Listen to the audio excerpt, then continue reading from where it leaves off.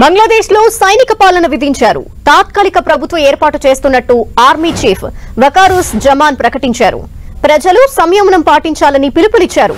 ఇప్పటికే ప్రధాని పదవికి షేక్ హసీనా రాజీనామా చేశారు. అంతకుముందే అధికారిక నివాసం ఖాళీ చేసిన హసీనా ప్రత్యేక హెలికాప్టర్లో త్రిపుర రాజధాని అగర్తల చేరుకున్నారు. మరోవైపు భారత్ బంగ్లాదేశ్ సరిహద్దుల్లో హై అలర్ట్ ఏర్పాటు చేశారు. కుప్చేహార్ పెట్రాపోల్లో భద్రత పెంచారు. బలగాల్ని బీఎస్ఎఫ్ అప్రమత్తం చేసింది.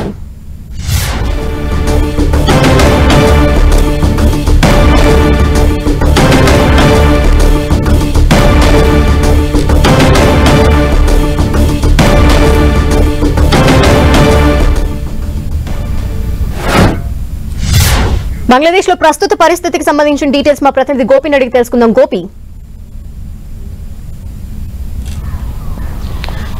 బంగ్లాదేశ్ లో పరిస్థితులు చేదటాయి. అక్కడ ప్రధాని షేక్ హసీనా తన ప్రధానమంత్రి పదవికి రాజీనామా చేశారు. ప్రస్తుతం ఆవిడ భారత్ చేరుకున్నట్లుగా సమాచారం ఉంది. కానీ ఇంకా ఆవిడ అధికారికంగా అయితే భారత్ చేరుకోలేదు. సైనిక విమానంలో ప్రస్తుతం భారత్ వైపు ఆవిడ పయనిస్తున్నారు.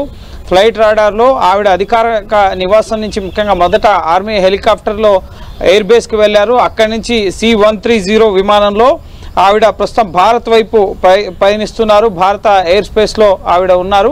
సో ఆవిడ ఢిల్లీ నుంచి ఇతర విదేశాలకు ఇటు లండన్ కానీ మరే ఇతర దేశానికైనా వెళ్ళబోతున్నట్లుగా సమాచారం. లేదా భారత్లోనే ఉంటారా అనేది ఇంకా స్పష్టత రావాల్సి ఉంది. ప్రధానంగా రిజర్వేషన్లకు సంబంధించిన అంశంపై మొదలైన ఉద్యమం అనేది ప్రభుత్వ వ్యతిరేక ఉద్యమంగా మారి అక్కడ హింసాత్మక పరిస్థితులు నెలకొన్నాయి. 300 మంది చనిపోయారు. గడిచిన నెల రోజుల్లో నిన్న ఒక్క రోజుల్లోనే సుమారు 100 మంది వరకు కూడా చనిపోయిన పరిస్థితి. సో ప్రస్తుతం అక్కడ ముఖ్యంగా ప్రభుత్వం రద్దయింది. ప్రస్తుతం అక్కడ మధ్యంతర ప్రభుత్వాన్ని నెలకొల్పబోతున్నట్లుగా బంగ్లాదేశ్ ఆర్మీ చీఫ్ ప్రకటించడం జరిగింది. మధ్యాహ్నం 2 గంటలకి నిర్వహించిన మీడియా సమావేశంలో army chief general Waker uz Zaman ఆయన మీడియాకి వెల్లడించారు. అక్కడ మధ్యంతర పాలన మళ్ళీ కొత్త ప్రభుత్వం ఏర్పడేంత వరకు కూడా ఆర్మీ నేతృత్వంలో సైనిక పాలన ముఖ్యంగా కొనసాగుతుంది. మధ్యంతర ప్రభుత్వం అక్కడ ఏర్పడబోతోంది. వాళ్ళు అక్కడున్న స్థానిక ప్రతిపక్ష పార్టీలతో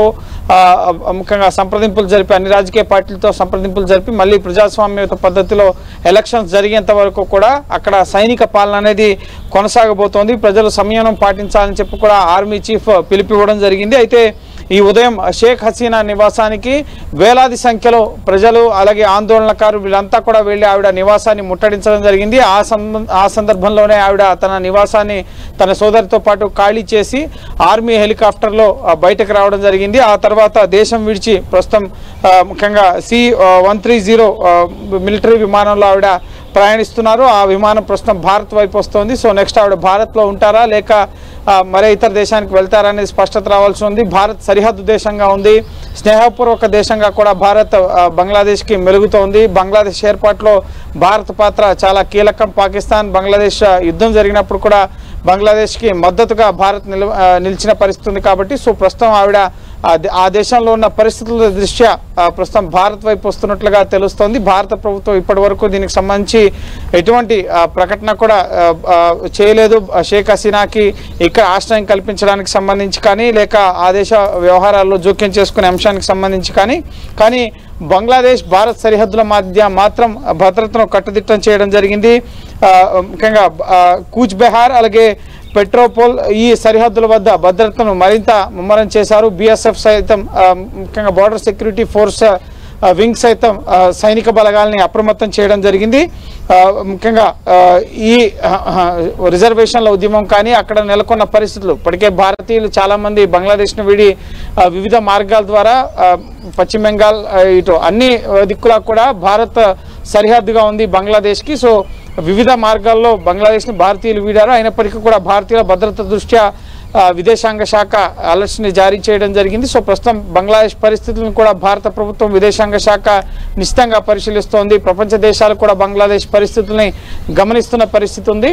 సో మళ్ళీ అక్కడ కొత్త ప్రభుత్వం ఏర్పాటయ్యేంత వరకు కూడా సైనిక పాలన అనేది సైనికుల ఆర్మీ నేతృత్వంలో మధ్యంతర ప్రభుత్వం కొనసాగుతుందని అయితే అక్కడున్న ఆర్మీ చీఫ్ ప్రకటించడం జరిగింది. ప్రస్తుతం అలాగే షేక్ హసీనాకి భారత్లో ఆతిథ్యం ఇస్తారా, ముఖ్యంగా ఆశ్రయం కల్పిస్తారా లేక ఆవిడ విదేశాలకు ఏమైనా వెళ్తుందా అనేది కూడా మరి కాసేపట్లో స్పష్టత వచ్చే అవకాశం ఉంది. ప్రస్తుతం ఆవిడ C-130 విమానంలో భారత్ వైపు ఎయిర్ ట్రాఫిక్ కంట్రోల్లో ఆవిడ భారత్ వైపు పయనిస్తున్నట్లుగా ఫ్లైట్ రాడార్లో అయితే ముఖ్యంగా సమాచారం అందుతోంది.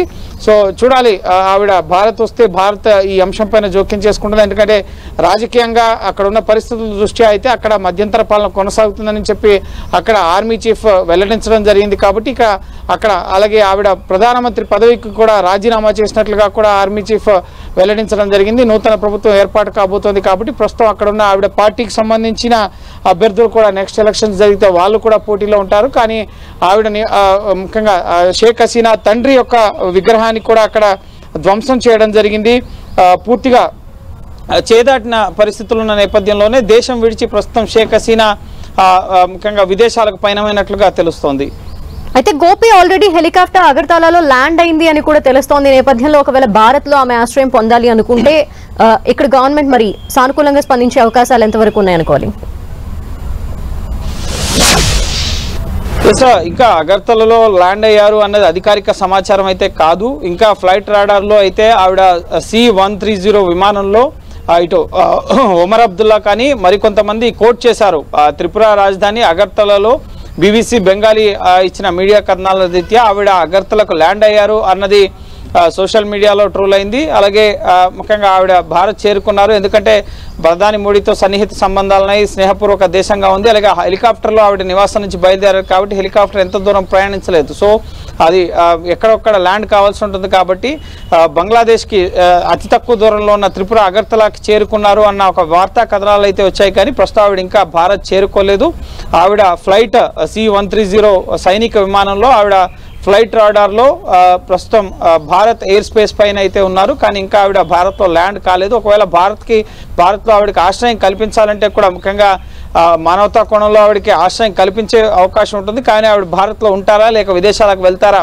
ఢిల్లీలో ల్యాండ్ అయిన తర్వాత అంతర్జాతీయ విమానాలు ఢిల్లీ నుంచి కనెక్టివిటీ ఉంటుంది కాబట్టి లండన్ వెళ్తారన్న సమాచారం కూడా ఉంది. సో ఇప్పటి వరకు ఆవిడ భారత్ చేరుకున్నారన్నది స్పెక్యులేషన్ మాత్రమే. అధికారికంగా ఆవిడ భారత్లో అయితే ఇంకా ల్యాండ్ కాలేదు. కేవలం ఆవిడ అధికారిక నివాసం నుంచి హెలికాప్టర్లో ఎయిర్ బేస్కి చేరుకున్నారు. ఎయిర్ బేస్ నుంచి నెక్స్ట్ C-130 విమానంలో ఆవిడ బయలుదేరినట్లుగా తెలుస్తుంది ఆమె సోదరితో పాటుగా.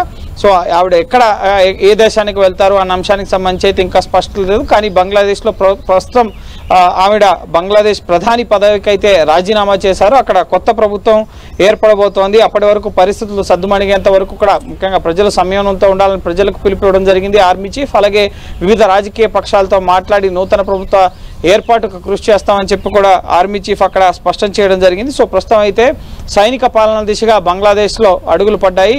అక్కడున్న రిజర్వేషన్ 1971 వార్లో పాల్గొన్న వారి కుటుంబాలకి ప్రభుత్వ ఉద్యోగాల్లో 30% రిజర్వేషన్ల అంశంకి సంబంధించిన అంశం ప్రభుత్వ వ్యతిరేకత ఆందోళనగా మారింది. ఈ నేపథ్యంలోనే ముఖ్యంగా షేక్ హసీనా తీసుకున్న నిర్ణయాలు కానీ అలాగే అక్కడ ఉన్న పరిస్థితులు నిరుద్యోగ రేటు గణనీయంగా పెరిగిపోవడం కానీ 2009 నుంచి ఆవిడ బంగ్లాదేశ్ ప్రధానిగా కొనసాగుతున్నారు. లాంగ్ స్టాండింగ్ అత్యధిక సంవత్సరాలు ఒక దేశానికి ప్రధానిగా పనిచేసిన చరిత్ర కూడా షేక్ హసీనాకు ఉంది. కాబట్టి సో ఈ ప్రజా వ్యతిరేకత అలాగే కొన్ని రాజకీయ పార్టీలు కూడా ఎన్నికల విధానం పారదర్శకంగా జరిగినట్లుగా కనిపించినప్పటికీ కూడా అక్కడ క్షేత్రస్థాయిలో కొన్ని రాజకీయ పార్టీలు కూడా గత ఎన్నికల్లో పోటీ చేయకుండా దూరంగా ఉన్న పరిస్థితి ఉంది. సో ఈ నేపథ్యంలో ఈ ప్రజా వ్యతిరేకత అలాగే ప్రతిపక్ష పార్టీలు ఆందోళనకారులకు మద్దతుగా నిలవడం, ఈ నిరుద్యోగ రేటు పెరగడం, అక్కడ ఉన్న స్థానిక సమస్యలు ఇవన్నీ కూడా ఈ రిజర్వేషన్ల ఉద్యమం అనేది ప్రభుత్వ వ్యతిరేక ఉద్యమంగా మారడానికి ఒక కారణంగా మారిన పరిస్థితి ఉంది.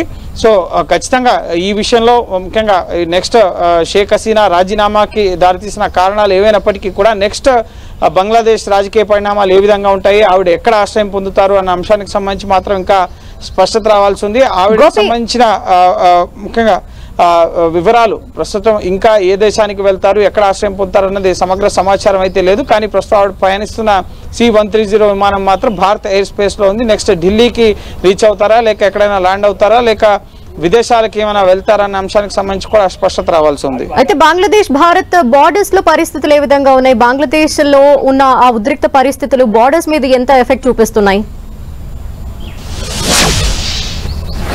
ప్లస్ బంగ్లాదేశ్కి అన్ని వైపులా కూడా భారత్ సరిహద్దును కలిగి ఉంది. ఈశాన్య రాష్ట్రాలకి కనెక్టివిటీ ఉంది బంగ్లాదేశ్తో పాటుగా. ఈ నేపథ్యంలోనే ఆవిడ భారత్ ఎయిర్ స్పేస్ గుండా భారత్ వైపు పయనిస్తున్నారు కాబట్టి సో ఈ ముఖ్యంగా ఆవిడ భారత ఆశ్రయం కల్పించిందని చెప్పి అక్కడున్న ఆందోళనకారులు సరిహద్దుల గుండా ముఖ్యంగా ఆందోళనకి వచ్చే అవకాశం ఉంది. కాబట్టి బోర్డర్ సెక్యూరిటీ ఫోర్స్ని సరిహద్దుల వెంబడి ఉండే ఫోర్స్ని ఇప్పటికే భారత ప్రభుత్వం అలర్ట్ చేయడం జరిగింది. హోంశాఖ, రక్షణ శాఖ ఈ అంశాన్ని పరిశీలిస్తున్నాయి. ఎటువంటి ఉద్రిక్తతలు అలాగే ఆందోళనకారులు సరిహద్దులో ఎటువంటి గొడవలు అల్లర్లు చేయకుండా ఉండేందుకు ఇప్పటికే అక్కడ సైనికులు పూర్తిస్థాయి పాలన తమ ఆధీనంలోకి తీసుకున్నట్లుగా అక్కడ ఆర్మీ చీఫ్ వెల్లడించడం జరిగింది. కాబట్టి సో అక్కడ బంగ్లాదేశ్ సరిహద్దుల్లో కూడా బంగ్లాదేశ్కి సంబంధించిన ఆర్మీ మోహరించబడి ఉంటుంది. కాబట్టి సో ముందస్తు స్థాయిలో సన్నద్ధతలో భాగంగా భారత ముఖ్యంగా బోర్డర్ సెక్యూరిటీ ఫోర్స్ని ఇటు కేంద్రం అప్రమత్తం చేయడం జరిగింది. కొన్ని ప్రాంతాల్లో ఎక్కడైతే ప్రజలు రోజువారీగా ఇటు సరిహద్దులు దాటుతూ ఉంటారో సో ఆ ప్రాంతాల్లో భద్రత తక్కువగా ఉండే ప్రాంతాల్లో బార్డర్ సెక్యూరిటీ ఫోర్స్ ని అప్రమత్తంగా ఉండాలని చెప్పి సూచించడం జరిగింది. సో నెక్స్ట్ షేక్ హసీనా ఒకవేళ భారత్ వస్తే కనుక ఆమె భారత్ వచ్చిందన్న సమాచారం తెలిసి ఏమైనా గొడవలు జరుగుతాయి అన్న కోణంలో మాత్రమే BSF ని అలర్ట్ చేయడం జరిగింది. కానీ ఇప్పటికే అక్కడ సైనికులు తమ పాలనని తమ ఆధీనంలోకి తీసుకున్నారు కాబట్టి సరిహద్దుల గుండా బంగ్లాదేశ్ సరిహద్దుల గుండా కూడా భారత్లోకి ఆందోళనకారులు వచ్చే ప్రసక్తి అనేది ఉండదు. సో ఇప్పటికైతే ఆందోళన ముఖ్యంగా షేక్ హసీనా అక్కడ ఢాకా రాజధాని బంగ్లాదేశ్ రాజధానిని వేయడంతో సో ఇప్పుడైనా అక్కడ ఆందోళనలు విరమిస్తారా ఆందోళనకారులు, సో ఆర్మీ ఎటువంటి చర్యలు తీసుకుంటుంది అనేది కూడా మనం వేచి చూడాల్సి ఉంటుంది. ప్రస్తుతం అయితే ఆవిడ ప్రధాని పదవికి రాజీనామా చేశారు. ప్రస్తుతం మధ్యంతర ప్రభుత్వం అక్కడ ఆర్మీ నేతృత్వంలో ఏర్పడబోతుంది. తదుపరి రాజకీయ పక్షాలతో చర్చలు జరిపి ఎన్నికల ద్వారా మళ్ళీ ప్రభుత్వ ఏర్పాటు అనేది బంగ్లాదేశ్ లో జరగబోతోంది. Okay, thank you Gopi.